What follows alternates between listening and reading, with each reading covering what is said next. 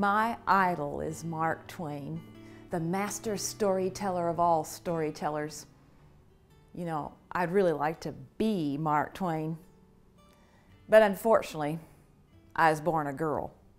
Ladies and gentlemen, if you will accommodate me here today and set aside the fact that you're looking at someone of the feminine gender and listen to my words, I'd like to share with you Mark Twain's most famous short story, The Celebrated Jumping Frog of Calaveras County. In compliance with the request of a friend of mine who wrote me from the East, I called on the good-natured, garrulous old Simon Wheeler and inquired after my friend's friend, Leonidas W. Smiley, as requested to do, and I hereunto append the result. I have a lurking suspicion that Leonidas W. Smiley is a myth, that my friend never knew such a personage, and he only conjectured that if I asked old Wheeler about him, it would remind him of his infamous Jim Smiley, and he'd go to work and bore me to death with some exasperating reminiscence of him, as long and as tedious as it should be useless to me. If that was the design, it succeeded. I found old Simon Wheeler dozing comfortably by the barroom stove of the dilapidated tavern in the decayed mining camp of Angels. I noticed that he was fat and bald-headed. He had an expression of winning gentleness and simplicity upon his tranquil countenance. He roused up and gave me good day. I told him I'd been commissioned by a friend of mine to inquire after a cherished companion of his boyhood by the name of Leonidas W. Smiley, Reverend Leonidas W. Smiley, a young minister of the gospel, whom he'd heard had at one time been a resident of Angels Camp. I added if he could tell me anything about this Reverend Leonidas W. Smiley, I would feel under many obligations to him. Simon Wheeler backed me into a corner and blockaded me there with his chair, and sat down and reeled off the monotonous narrative which follows. Well, now, let's see here. Reverend Leonidas W. Well, there's this feller here once by the name of Jim Smiley. I think it was the winter of '49, or maybe it was the spring of '50. I don't recollect exactly somehow, but what makes me think it was one or t'others, I remember the big flume warn't finished when he first come to camp. But anyway, he's the curiousest man you ever did see about betting on anything come up, just so's he got somebody bet on the other side. If he couldn't, he'd change sides. Whatever way suited the other man suit him just fine, just so's he got a bet, then he's satisfied. But still, he's lucky, uncommon lucky. He most always come out winner. Why, there's a dog fight, he'd bet on it. There's a cat fight, he'd bet on it. There's a chicken fight, he'd bet on it. Why, there is two birds sitting on a fence. He bets you which one fly away first. Well, this here Smiley, he catched a frog one day, took him home, said he calculated to educate him. So he never done nothing for 3 months but sit in his backyard and learn that frog to jump. And you betcha he did learn him too. Give him a little punch behind, next thing you see that frog whirling in the air like a donut. Turn one somersault or maybe a couple. Come down flat-footing all right just like a cat. Got him up so in the matter of catching flies and kept him in practice so constant, he'd nail a fly every time, just as fur as he could see him. Smiley said all the frog wanted was education. He'd do most anything, and I believe him. Why, I seen him set old Dan'l Webster down the floor here, Dan'l Webster was the name of the frog, and sing out, "Flies, Dan'l, flies!"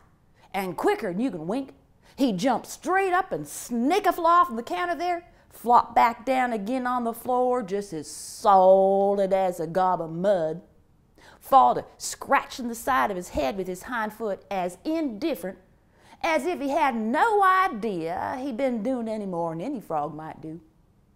Never seen a frog so modest and straightforward as he was, for all he was so gifted. And when it come to fair and square jumping on a dead level, he'd get over more ground in one straddle than the animal of his breed you ever did see. Jumping on a dead level was his strong suit, you understand. And when it come to that, Smiley'd ante up money on him just as long as he had a red cent. Smiley was monstrous proud of his frog. And well he might be, for fellers who had traveled and been everywheres all said he laid over any frog they ever did see. Well, Smiley kept the frog in this little lattice box, and he used to fetch him downtown sometimes and lay for a bet. Well, one day this feller come to town, a stranger he was, and he come across Smiley with his box, and he says, "What might it be you've got in that box?" Smiley says, kind of indifferent like, "Might be a parrot, might be a canary maybe, but it ain't. It's only a frog."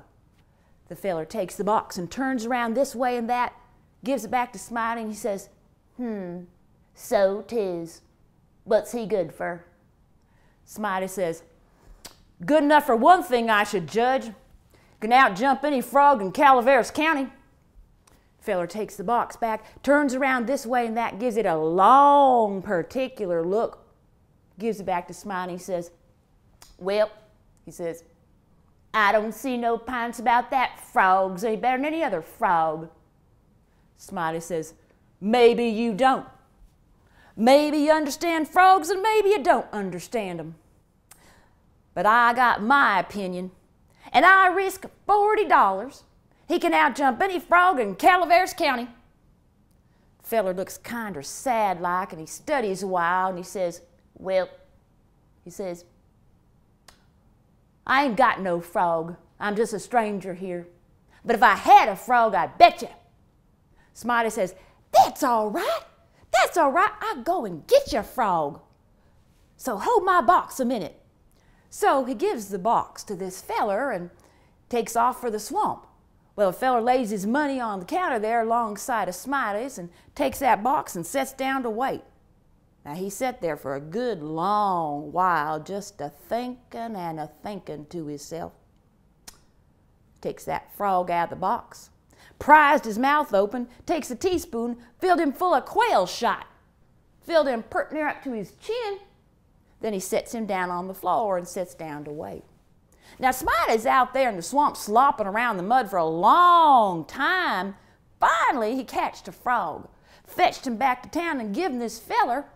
And he says, "There, now if you're ready, you sit him down on the floor there right next to Dan'l, with his forepaws right even with Dan'l's, and I give the word. 1, 2, 3, get!" And they touched up the frogs from behind. The new frog hopped off lively, but Dan'l, he gave a heave and hoisted his shoulders so like a Frenchman. But he weren't no use. He couldn't budge. He planted just as solid as a church. Smiley was a good deal surprised and disgusted too, but he didn't know what the matter was, of course, and the feller took the money and headed on out the door. He turns and throws his thumb over his shoulder so at Dan'l and says, "I don't see no pints about that frog. It's any better than any other frog." Smiley stood there scratching his head for a long time, looking down at Dan'l, and finally he says, "I do wonder what in the nation that frog throwed off fur. Wonder there ain't something the matter with him. Does appear to be mighty baggy somehow." Then he hefted him up by the nape of his neck and he said, "Why, blame my cats if it don't weigh 5 pounds. Turned him upside down, he belched out a double handful of shot, and then he sees how it was, and he's the maddest man.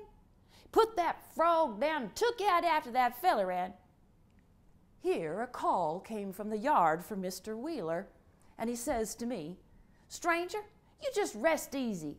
I ain't going to be gone but a minute. But by your leave, as I did not think that a continuation of the history of the enterprising vagabond Jim Smiley could afford me much information about the Reverend Leonidas W. Smiley, I started away. I was met at the door by the sociable Mr. Wheeler returning, and he buttonholed me and recommenced. Well, this here Smiley had this yeller one-eyed cow, didn't have no tail. just a little short stump like a banana, and however, lacking both the time and the inclination, I did not wait to hear about the afflicted cow, but took my leave.